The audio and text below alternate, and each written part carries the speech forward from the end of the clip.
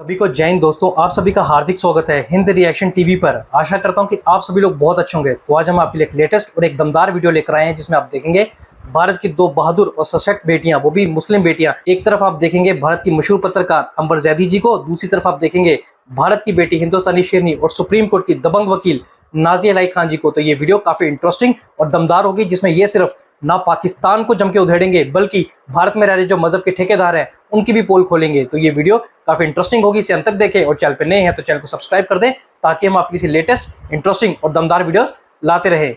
जय हिंद, जय भारत। को सोचना पड़ेगा कि पाकिस्तान ये गिरगिट के आंसू जरूर बहाएगा, लेकिन उस पर जाना नहीं है, क्योंकि देखिए हमारा शरिया क्या बोलता है कि अगर कोई मुसलमान लड़का बलात्कार करके तलाक देने की अनुमति होती, अगर औरत के पास ये हक होता तलाक देने का, तो हम सारे मर्द तो रंडवे पड़े रहते। यही उसने कहा है भाई, मैंने नहीं कहा है, ये तारिक मसूद ने कहा है। तो ये लोग और अब भी नाज़िया कुछ दिन पहले उन्होंने शिकायत की कि मेरी एक और शादी तोड़वाने के जिम्मेदार मोदी जी हैं, उनकी वजह से उनकी भारत में शादी नहीं हो पाए, बेचारे। मुसलमान हो या पाकिस्तान का मुसलमान हो, आज तक कुछ नहीं कर पाया है, कुछ भी नहीं बना पाया है। तोड़ना आता है, बर्बाद करना आता है, नेस्त नाबूद करना आता है, खत्म करना आता है।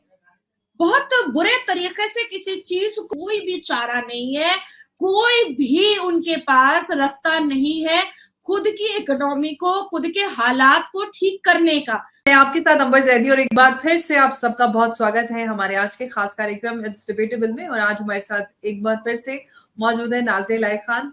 बहुत स्वागत है नाज़िया आपका। नमस्कार, जय हिंद। नमस्कार, भारत माता की जय। जय जय श्री राम। अस्सलामु अलैकुम रहमतुल्लाह अलैहि व बरकातहू। वालेकुम अस्सलाम, जय श्री राम और भारत माता की जय, वंदे मातरम।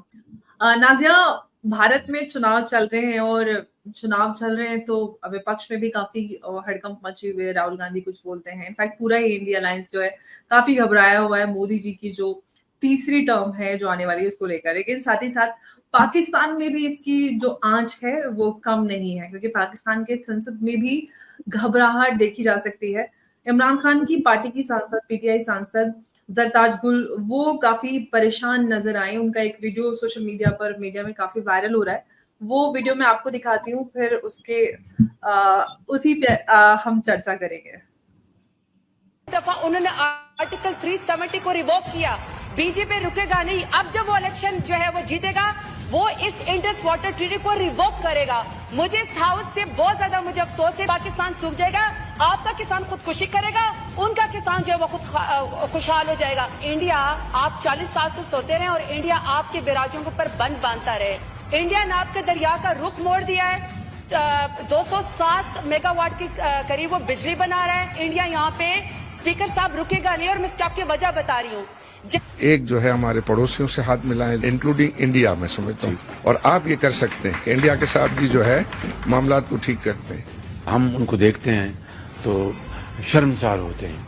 हमें अपने गरेबानों में झांकना है। बीजेपी का कहना कि 400 सीटें मिल जाएंगी, इट्स वेरी पॉसिबल। तो ये कुछ पाकिस्तानी एक्सपर्ट्स नाज़िया हमने देखे जिन्होंने बात की किस तरह से भारत में प्रधानमंत्री मोदी अगर आते हैं तो किस तरह के हालात पाकिस्तान के लिए पैदा हो सकते हैं। जरताज गुल उनमें से एक है जो पीटीआई की सांसद है, इमरान खान की पार्टी की। इससे पहले मौलाना फजलुर रहमान को भी हमने बीते कुछ दिनों पहले देखा कि किस तरह से इंडिया सुपर पावर बनने जा रहा है और हम आज भी भीख मांग रहे हैं कि हम किस तरह से कर्जा मिल जाए, कर्जा चुकाने के लिए हमें भीख मिल जाए। किस तरह से आप देख रहे हैं पाकिस्तान में जो परेशानी है मोदी जी की तीसरी टर्म को लेकर? सबसे पहले तो कहूंगी कि अंबर, मुझे ऐसा लगता है कि भारत में हुआ दो चुनाव का राउंड और पाकिस्तान में मचा छाती पीटने का साउंड। तो मुझे ऐसा एहसास हो रहा है और मुझे इकबाल साहब के ग्रैंडसन की बात याद आ गई। इकबाल साहब के जो पोते थे, ग्रैंडसन, वो पाकिस्तान सुप्रीम कोर्ट के जज भी थे। तो उन्होंने एक इंटरव्यू में कहा था कि देखा, हम मुसलमानों ने पाकिस्तान बना दिया। तो जो एंकर थे उन्होंने उसको टोका। उन्होंने कहा कि मुसलमानों ने पाकिस्तान बनाया है, जरा सही से इतिहास के पन्नों को उठाइए तो, और जरा समझ के बताइए तो कि मुसलमानों ने बनाया है पाकिस्तान को। तब एंकर ने उनको करेक्शन किया कि भाई एटली तो कह चुके थे कि सिर्फ पंजाब और बंगाल जो है वो दे दी, वो मुसलमानों का लोकल एटोनॉमी है, वो दे दी, वो उसको अलग कर दिया जाए, इसके अलावा बंटवारा नहीं होगा, डिफेंस एक रहेगा, आर्मी एक रहेगी, पार्लियामेंट एक रहेगा, सर्वोच्च न्यायपालिका एक रहेगा, सब कुछ एक रहेगा, प्रधानमंत्री एक रहेगा।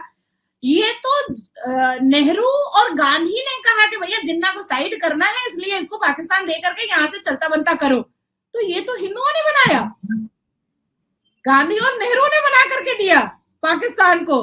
देखिए अंबर, बहुत अफसोस की बात है कि भारत का मुसलमान हो या पाकिस्तान का मुसलमान हो, आज तक कुछ नहीं कर पाया है, कुछ भी नहीं बना पाया है। तोड़ना आता है, बर्बाद करना आता है, नेस्त नाबूद करना आता है, खत्म करना आता है, बहुत बुरे तरीके से किसी चीज को बर्बाद करके डेविस्टेट करना आता है मुसलमानों को। लेकिन मुसलमान कभी भी कुछ अच्छा बना नहीं सकते हैं, क्रिएट नहीं कर सकते हैं।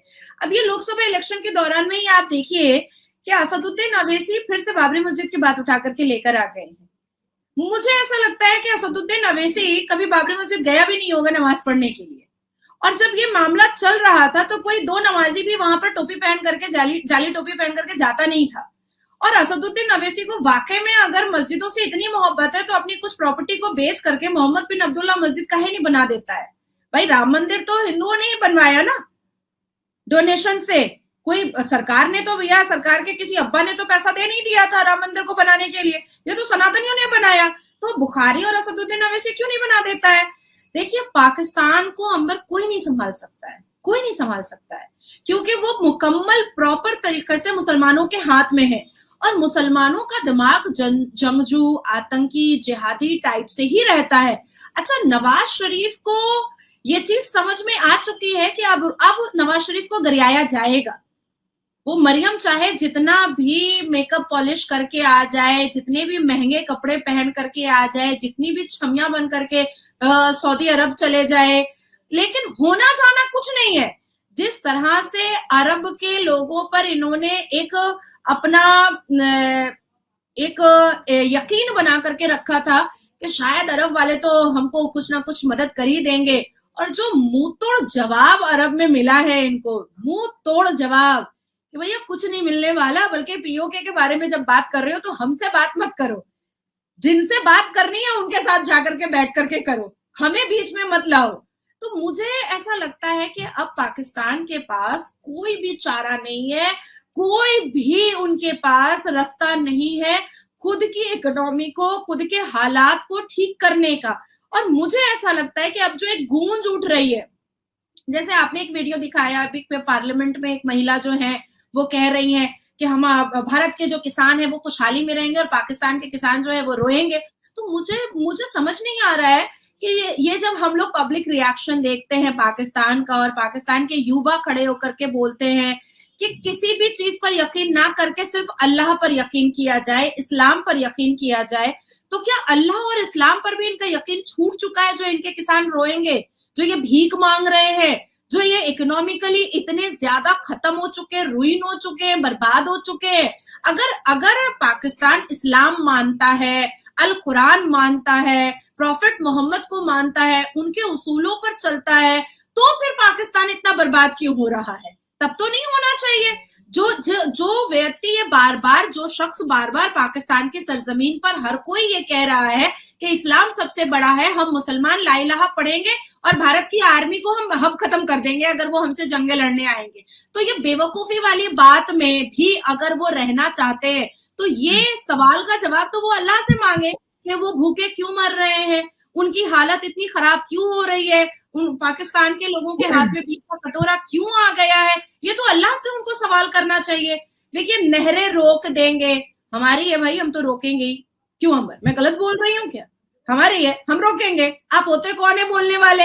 हमारे जो हमारा बॉर्डर का जगह है वहां पर अरब के काफी सारे आर्मी को ट्रेन किया जा रहा था, तब भी पाकिस्तान छाती पीट रहा था कि क्या बताना चाह रहा है भारत, अरब के लोगों को ट्रेन करके हम बॉर्डर पर। अरे हमारा बॉर्डर है, तुम्हारी क्यों छाती जल रही है, तुम क्यों परेशान हो रहे हो? तुम अपने यहाँ हाफिज सईद पालते हो, तुम लश्कर तैयबा पालते हो, तुम अजमुल मुजाहिदीन पालते हो, तुम उसामा बिन लादेन को रखते हो, तुम हाफिज सईद को रखते हो, तुम दाऊद इब्राहिम को रखते हो, तुम उसके जो समधी है उसको रखते हो। तुम्हारे यहाँ तो पूरा गढ़ है जिहादियों का। हमको तो कोई आपत्ति नहीं है, हम तो नहीं बोल रहे हैं, हम यूएन में जाकर के बोलते हैं कि भाई जो भी देश टेररिज्म इंडस्ट्रीज और फैक्ट्रीज को पालता है, हमारा उससे कोई संबंध नहीं है। तो मुझे ऐसा लगता है अंबर के भारत को कभी भी इनके झांसे में नहीं आना चाहिए, क्योंकि मुसलमान गिरगिट की तरह रंग बहुत बदलता है। भारत तो फिलहाल पाकिस्तान के झांसे में आ नहीं रहा है, और जब से प्रधानमंत्री मोदी सत्ता में आए तब से पाकिस्तान के साथ जो पॉलिसी पाकिस्तान को लेकर भारत ने अपनाई है, उसी से पाकिस्तान काफी परेशान है। आतंकियों की बात नाज़िया आपने की, तो हमने देखा पिछले कुछ सालों में चुन चुनकर जो अज्ञात एक व्यक्ति है पाकिस्तान में आतंकियों को निशाना बनाता है और उसको मार डालता है। अब यही शिकायत रही कि पाकिस्तान चला जाता है इंटरनेशनल फोरम पे, कहता है कि भाई ये तो भारत कर रहा है। कोई भी सॉवरेन नेशन होती या कोई भी होता उस जगह पे, तो कोई भी ये जाकर ही नहीं कहता कि भाई देखिए जिन लोगों के देश में आतंक फैलाने के जिम्मेदार हम हैं, और जो इसका सवाल ये है और जो जायज मांग है कि आप आतंकियों को और हमारे गुनाहगारों को पनाह देते हैं, उन्हीं को आप आके कहते हैं कि भाई ये लोग मार रहे हैं और हमारे देश में आके मारे। ये किस तरह की मतलब बेशर्मी कहे, नकली कहे, क्या कहना चाहिए? कि आप खुद एक्सेप्ट कर रहे हैं कि हाँ आपके पास आतंकी हैं और उनको पाकिस्तान में ही भारत आके मार रहे हैं। देखिए, पाकिस्तान का कुछ नहीं हो सकता। ये मदरसा छाप, गटर छाप को कितनी अक्ल होगी, कितनी समझ होगी पाकिस्तानियों को? ये मदरसे में क्या सीख रहे होंगे? कुछ तो इंटेलिजेंट वाली बातें तो नहीं सीख रहे होंगे, इंटेलेक्चुअल तो नहीं बन सकते हैं। अब जाकर के इंटरनेशनल फोरम पर ये बोलना कि मेरे यहाँ 29 जिहादी और आतंकवादियों को भारत ने हमारे सरजमीन पे घुस के मार डाला। अब आप सोचिए कितने बेवकूफ और अहमक है। मतलब खुद से एक्सेप्ट कर रहे हैं कि वो अपने यहाँ रोटी बोटी देते हैं जिहादियों को और आतंकियों को। और मुझे तो वो अज्ञात हमलावर जो है, अगर वो मुझे कभी दिख जाए तो मैं तो मतलब तिलक विलक लगा के फूल उनको पहनाओ कि जाओ हाफिज सईद को मार करके आओ, क्योंकि operation blue star, operation Scorpio में जो चूक गए हम लोग, हमारा भारत जो चूक गया ऑपरेशन स्कॉर्पियो में, उसको अभी तक अंदर से एक रहता है कि जरा सा के लिए चूक गया, नहीं तो हाथ तो हम साफ कर ही लेते। तो मुझे ऐसा लगता है कि वो अज्ञात हमलावर अगर मुझे सुन रहे हैं, तो हम दो भारत की बेटियां आपसे आग्रह कर रहे हैं कि आप कोई भी हैं, प्लीज सुपरमैन की तरह जाइए या स्पाइडरमैन की तरह जाइए और उसका भी खात्मा करके आइए।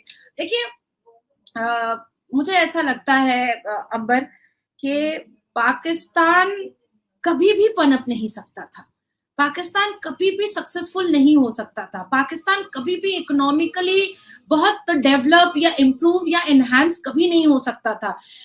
स्टार्टिंग में क्या हुआ था कि जितने भी मुस्लिम मुल्क हैं वो मुसलमान को एक सेंटिमेंटल अटैचमेंट के द्वारा पाकिस्तान को प्रायोरिटी दे रहे थे। पर कहते हैं ना कि कुत्ते के दुम 10 जन्म भी अगर गाड़ दो तो वो टेढ़ी की टेढ़ी ही निकलती है। तो ठीक उसी तरीके से पाकिस्तान को आप लाख समझा दो, पाकिस्तान को अरब समझाया है, पाकिस्तान को ईरान समझाया है, पाकिस्तान को कतर समझाया है, पाकिस्तान को अबू धाबी समझाया है, पाकिस्तान को मिस्र समझाया है, पाकिस्तान को यूएन समझाया है, पाकिस्तान को इंटरनेशनल फोरम समझाया है, लेकिन वो ना समझने का, बिल्कुल कुत्ते के टेढ़ी दुम की तरह वो ना समझने का कसम खाया है। तो वो बिल्कुल सही है। आज अगर कोई व्यक्ति इतना ज्यादा स्टबर्न है, इतना ज्यादा रिलक्टेंट है, तो मुझे लगता है कि भीख मांगने की औकात जो आई है वो भी अभी कम आई है। इससे भी बुरे हालात हमें मुस्कुराते हुए दूर से पड़ोसी मुल्क का देखना चाहिए, दूर से देखना चाहिए। अच्छा देखिए, एक तरफ अभी गूंज रही है आवाज, भारत में ये हो जाएगा, भारत में तो इलेक्ट्रिसिटी इतनी हो रही है, 79% वहां के लोग एडुकेटेड हो गए। अरे भैया, हम पढ़ते हैं, हम स्कूल जाते हैं, हम गटर छाप नहीं जाते हैं, हम मेहनत करते हैं, तब जाकर के भारत 79% हुआ है। हम छुट्टियों में भी खटते हैं, मेहनत करते हैं, और उस मेहनत और पसीने का कमाया हुआ हमारे पास डिग्रियां होती हैं, और उस डिग्रियों से हम कमा करके एक लैविश लाइफ जीते हैं। हम जिहादी, आतंकी, बम, गोली, बारूद को अपनी जिंदगी कभी नहीं समझे। हम जैसी मुसलमान बेटियां भी भारत की कलम को और अपनी शिक्षा को अपनी ताकत समझते हैं। तो मुझे कहीं ना कहीं ऐसा फील होता है कि देखिए, पाकिस्तान में जिस तरह से अश्लीलता है, पाकिस्तान में जिस हिसाब से बेहूदगी है, पाकिस्तान में जिस हिसाब से ठरकबाजी है, पाकिस्तान में जिस हिसाब से बेशर्मी है, तो अल्लाह नाराज हो गया है पाकिस्तान से। क्योंकि देखिए, गूगल में सर्च कीजिएगा अंबर, तो सबसे ज्यादा पॉर्न मूवी पाकिस्तान में देखा जाता है, सबसे ज्यादा बेटियां बेची और खरीदी पाकिस्तान में जाती है। तो मैं अभी कुछ दिन पहले द औरत फाउंडेशन का वेबसाइट खोल करके काफी चीजें मैं रिसर्च कर रही थी। उस रिसर्च में मुझे पता चला कि कोई एक हलीमा अम्मा है जिन्होंने मेले से एक लड़की चोरी किया था और उसने 11 लड़कों को बेचा था, और वो 11 मुसलमान लड़कों ने उस बेचारी मुसलमान बच्ची के साथ एक साथ बलात्कार किया था, गैंग रेप किया था। बाद में वो अरेस्ट हुई, जो उसका पर्दाफाश हुआ। अब आप सोचिए कि कितने ठरकबाज है। हालिया में हमने क्या देखा था कि एक औरत ने हलवा ना हलावा क्या पहन करके एक अरबी शब्द का एक कपड़ा पहनी हुई थी। अब देखिए कितने जाहिल है, खुद को मुसलमान कहते हैं, उम्मत रसूल कहते हैं, अल कुरान के मानने वाले कहते हैं, पर अरबी ना पढ़ना आता है ना समझना आता है, जिसका अर्थ निकल रहा था खूबसूरत, और कह रहा है कि यहीं पर बाजार में ये कपड़ा उतारो क्योंकि तुम रसूल के खिलाफ जा रही हो। एक्चुअली में रसूल से मतलब नहीं था, एक्चुअली में उस औरत को नंगा देखना था, उसके जिस्म को देखना था। अगर प्रॉफिट मोहम्मद के इतने बड़े उम्मत हैं ये, तो बाजार में कैसे एक औरत को नंगा कर सकते हैं? ये कुरान ने कब बता दिया? ये प्रॉफिट मोहम्मद ने कब अपनी सुन्नत में डाल दिया कि तुम एक औरत को नंगा कर दो क्योंकि उसने अरबी का एक वर्ड पहना हुआ है? तो मुझे ऐसा लगता है कि ये वो तोता है जो सुन करके सुन्नी हो गए हैं। ये एक्चुअली में सुन्नत रसूल नहीं मानते हैं, ये सुने हुए सुन्नी है। तारिक जमील ने कह दिया 72 वर्जिन हूर, हाँ 72 वर्जिन हूर। उसके बाद फिर तारिक मसूद ने कह दिया कि अगर औरत के पास तलाक देने की अनुमति होती, अगर औरत के पास ये हक होता तलाक देने का, तो हम सारे मर्द तो रंड में पड़े रहते। यही उसने कहा है भाई, मैंने नहीं कहा है, ये तारिक मसूद ने कहा है। तो ये लोग, और अभी नाजिया कुछ दिन पहले उन्होंने शिकायत की कि मेरी एक और शादी तोड़वाने के जिम्मेदार मोदी जी हैं, उनकी वजह से उनकी भारत में शादी नहीं हो पाए, बेचारे। अच्छा, कितनी जहादन हमारे भारत में भी है अंबर, जो तारिक मसूद जैसे बूढ़े आदमी से शादी करने को तैयार। और उनकी 3-4 शादियां पहले ही हो रखी है तारिक मसूद। नहीं, देखो तारिक मसूद तो साफ कैमरे के सामने बोलता है, मैं मरा और अगर मैं 4 औरतों को बेवा नहीं करके गया तो मेरी जिंदगी बेकार है, मेरा मरना बेकार है, ये वो खुद कहता है। नहीं, सबसे बड़ी बात ये है कि जिस तरह का नॉनसेंस तारिक मसूद बोलते हैं, मतलब आज के जमाने में इस तरह की जो नॉनसेंस बातें वो कौन सुनता है, कौन उन पे अमल करता है, सबसे बड़ा सवाल ये है। और पढ़े लिखे दौर में इस तरह की बातें किस तरह से जस्टिफाई हो जाती हैं, सवाल ये है। नहीं, हमारे यहाँ भारत में अभी हालिया में एक लारैब हाशमी जो है, उसने एक बस कंडक्टर का गला रेता था, जो यही तारिक का वीडियो देखता था। तो सुनने वाले सुनते हैं। मेरे पश्चिम बंगाल में, मैं वेस्ट बंगाल की वोटर हूँ, मेरे पश्चिम बंगाल में मुझे ऐसा लगता है कि 15-17% मुसलमान तारिक जमील और तारिक मसूद को सुनते हैं। 15-17% मुसलमान आराम से सुनते हैं। और 4 बीवी घर पे होती है, 2 बिल्डिंग छोड़ करके फिर से छमिया होती है, फिर 2 बिल्डिंग छोड़ करके फिर से लौंडिया होती है, एक बिल्डिंग एक गली के किनारे फिर से बांदिया होती है। ये है। इवन मैं एक प्रैक्टिकल बात बता रही हूँ, मेरे ऑफिस में एक लड़का आता जाता था, कुछ काम वाम करता था, तो मुझे पता चला कि भाई उसकी बीवी है, 2 बेटियां हैं और फिर उसका चक्कर चल रहा है। तो मैंने कहा क्यों अपनी जिंदगी बर्बाद कर रहा है? इतनी रिस्पॉन्सिबिलिटी तो पहले से है, 2 बेटी का जन्म देना और उसके बाद उसको पढ़ा लिखा करके उसको शादी करना, उसको इंसान बनाना बहुत बड़ी बात होती है। और बीवी तो है तेरे पास। बाजी देखिए, आप मेरे सुन्नत में बीच में नहीं आ सकती है। मुसलमान मर्दों को कोई सुन्नत पता ना हो, लेकिन 4 शादियों की सुन्नत जरूर पता होती है। जरूर पता होती, क्योंकि उसमें ठरकबाजी जो पूरी होती है, उसमें अय्याशियां जो पूरी होती है। अब मैं बोलूंगी कि तुम खैरात करो, अब मैं बोलूंगी तुम नमाज पढ़ो, अब मैं बोलूंगी बीवी के कि तुम हुकूक पूरे करो, बच्चों बीवी को के अच्छी हुकूक जिंदगी मानो। दो, वो सब नहीं पता उनको, जो फराइज बीवी है के हुकूक क्या होते हैं ये सीरियस तो उनको मिसाइल। पता ही नहीं है, ये उनको जानना ही नहीं है। उनको सिर्फ ये समझना है कि कहाँ कहाँ पर उनकी अश्लीलता का बाजार पूरा हो रहा है, उनकी ठरकबाजी कंप्लीट हो रही है, बस वही जानना है। अच्छा, पाकिस्तान के लिए मैं एक और बात बोलना चाहूंगी कि एक तरफ ये लोग चिल्ला रहे हैं और छाती पीट रहे हैं कि भारत हमारा बहुत तरक्की कर रहा है, और दूसरी तरफ हर कोई व्यक्ति जा करके नवाज शरीफ को, मरियम को, अभी हालिया में मरियम भी पंजाब के, पाकिस्तान के पंजाब सिंध में गई थी और वहां पर जा करके सबको गले वाले लगा करके कह रही थी कि हाँ, कि हम तो हमारे तो परदादा भारत के हैं, और मतलब जबरदस्ती का कनेक्शन जोड़ना स्टार्ट कर रही थी। लेकिन सारे यूट्यूबर की दुकान बंद करवा दी गई है, पाकिस्तान के सारे यूट्यूबर की दुकान बंद करवा दी गई है, और भारत के लोगों से बात मत करना, भारत के लोगों को मत बुलाना। तो मुझे ऐसा लगता है कि ये जो कड़वाहट पाकिस्तानियों के दिल में भारत को लेकर के है, ये अपने मुफाद के लिए हो सकता है कि भारत को 2 दिन अच्छा बोल सकते हैं, लेकिन दिल में जो नफरत पाकिस्तानियों के अंदर भारत को लेकर के है, जो जलन है, जो कड़वाहट है, जो हसद है, ये कभी नहीं जाने वाली है, ये कभी कभी भी नहीं जाने वाली है। कोई सवाल और कोई शुबा ही नहीं, क्योंकि हिंदू हेट्रेड और भारत हेट्रेड पे पाकिस्तान का जन्म हुआ, जिसकी बुनियाद में ही नफरत और हेट्रेड है। तो उससे आप मोहब्बत की या अच्छे बर्ताव की, अच्छे रवैये की कैसे उम्मीद कर सकते हैं? क्योंकि आज भारत एक बड़ी शक्ति और बड़ी सुपर पावर की तरह उभर रहा है, तो ऐसे में भी उनको इतनी जलन, इतना हसद होता है। मौलाना फजलुर रहमान कह रहे हैं कि भारत तो सुपर पावर बनने जा रहा है, हम आज भी कर्जा चुकाने के लिए भीख मांग रहे हैं। समझ में ही नहीं आता कि आप अब कंपैरिजन भी कैसे कर लेते हैं भारत और पाकिस्तान का, मतलब कोई कैसे कंपैरिजन करता है, मतलब जाहिलों से, गटर छापों से आप हम लोगों को मिला देते हो। अच्छा देखिए, इस्लाम में तो बहुत सारी चीजें बहुत क्लियर हैं, जिसको भी मद्देनजर रखते हुए भारत को सोचना पड़ेगा कि पाकिस्तान ये गिरगिट के आंसू जरूर बहाएगा, लेकिन उस पर जाना नहीं है। क्योंकि देखिए, हमारा शरिया क्या बोलता है कि अगर कोई मुसलमान लड़का बलात्कार करके आ जाए, उसको इस्लाम से खारिज नहीं किया जाएगा। कोई जहेज लेकर के, करोड़ों अरबों रुपए का जहेज लेकर के निकाह पढ़ ले, वो इस्लाम से खारिज नहीं होता है। कोई मोलेस्टेशन करके आता है, वो इस्लाम से खारिज नहीं होता है। कोई मर्डर करके आता है, वो इस्लाम से खारिज नहीं होता है।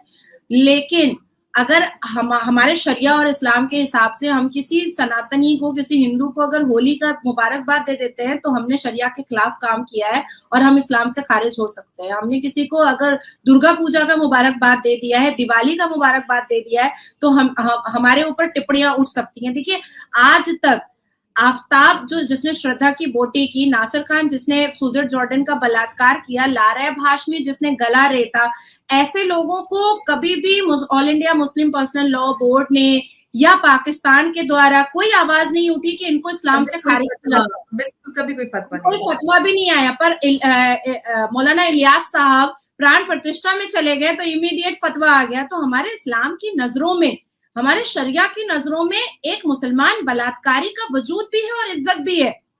पर जब हम लकुम दीनकुम वली यदीन मानते हैं, तो हमारी इज्जत नहीं होती है।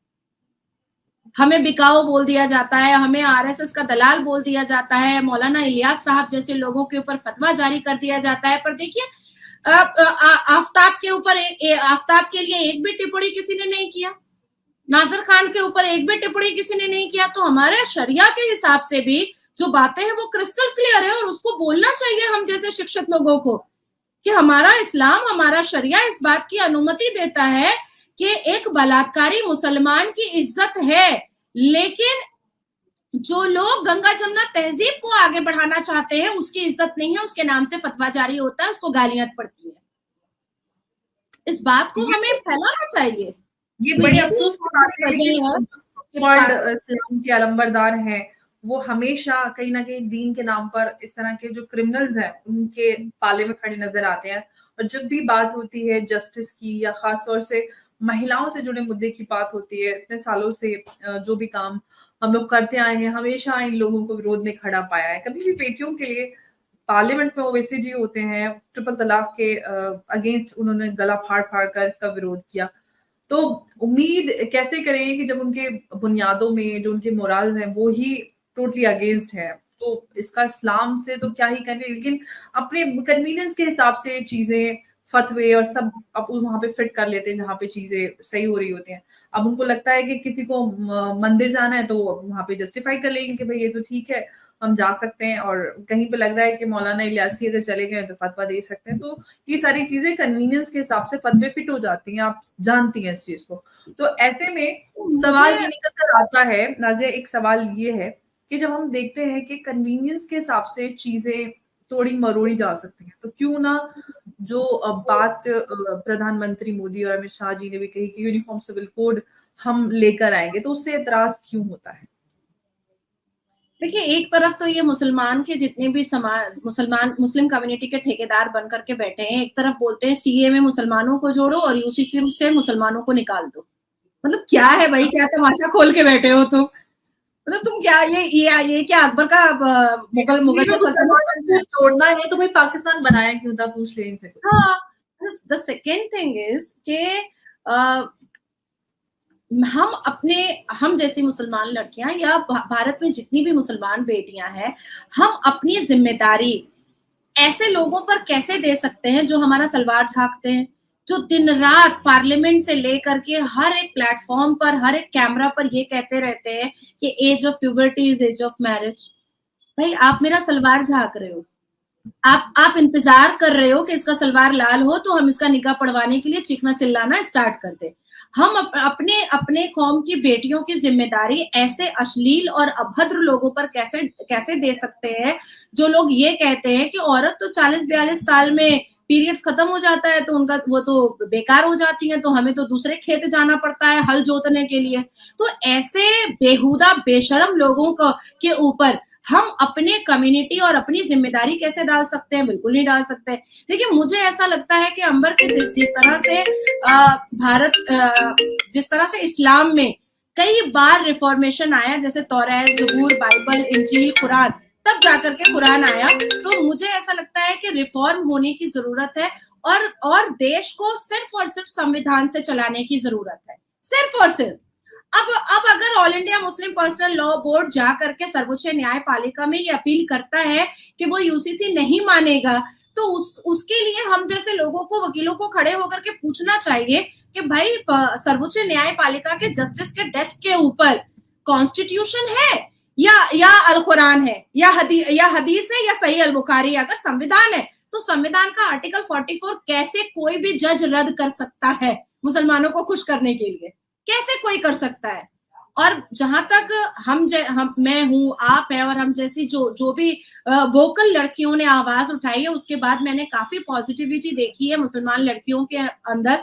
और जिस हिसाब से 67.2% वोटिंग यूसीसी के सपोर्ट में हुई है, यूसीसी कोई रोक नहीं पाएगा, चाहे वो मदनी हो, चाहे वो अबेसी हो, चाहे वो तौकीर हो, चाहे वो सलमान हो, चाहे वो रशीदी हो, चाहे वो बुखारी हो। यूसीसी रोकने की ताकत अब इनके पजामे के नाड़े में बची नहीं है, क्योंकि इनकी अश्लीलता का नंगा नाच हम लोगों ने शब्दों से बयान कर दिया है। बिल्कुल। और यूसीसी भारत की मुस्लिम महिलाओं की जरूरत है, उनमें समानता की भावना लाने के लिए, उनको मुख्य धारा से जोड़ने के लिए, और जो संविधान सुनिश्चित करता है सबको समान अधिकार, तो भारत की मुस्लिम महिलाओं को उससे परे क्यों रखा जाए? कहीं ना कहीं मैं इस बात को मानती हूँ, जो मेरी पिटीशन है उसमें भी हमने यही बात कही कि अगर संविधान कहता है कि आप सबको समान अधिकार है, तो हमें आज तक समान अधिकार क्यों नहीं मिले? उम्मीद करते हैं कि भारत की मुस्लिम बेटियों को भी समान अधिकार मिले जो संविधान कहता है, और ऐसी उम्मीद हमें भारत की न्यायपालिका और भारत सरकार से है कि एक दिन हमें वो बराबरी का अधिकार मिलेगा। इसी के साथ नाजिया, आपका बहुत बहुत धन्यवाद, आज हमारे साथ आप अहम चर्चा में जुड़ी। बहुत आपका धन्यवाद। एक बार थैंक्स अ लॉट, बहुत अच्छा लगा, इतने दिनों के बाद तुमसे बात हुई है। Thank you. जय जय श्री राम। जय श्री। दोस्तों, आशा करता हूं कि वीडियो को आपने अंत तक देखा होगा और हमेशा की तरह अंबर ज़ैदी जी और नाज़िया इलाही खान जी का ये पूरा डिस्कशन और इनकी बातें आपको काफी पसंद आई होंगी। खासकर नाज़िया इलाही खान जी का दमदार और बेबाक अंदाज, जिसमें उन्होंने ना सिर्फ पाकिस्तान की जम के क्लास लगाई, पाकिस्तान को आड़े हाथों लिया, बल्कि जो भारत में रह रहे मजहब के ठेकेदार हैं, खासकर ओवैसी जैसे, उनको भी उनके औकात दिखा दी। तो आशा करता हूँ वीडियो आपको काफी पसंद आएगी। वीडियो अगर आपको अच्छी लगी है तो इसे लाइक और शेयर जरूर कर दें और अपने विचार हमें कमेंट सेक्शन में लिखकर जरूर बताएं। और एक बार फिर चैनल पे नए हैं तो चैनल को सब्सक्राइब कर दें, क्योंकि ये एक भारतीय चैनल है। तो चलिए फिर मिलेंगे ऐसी किसी जबरदस्त और दमदार वीडियो में, तब तक अपना ध्यान रखिए। जय हिंद, जय भारत।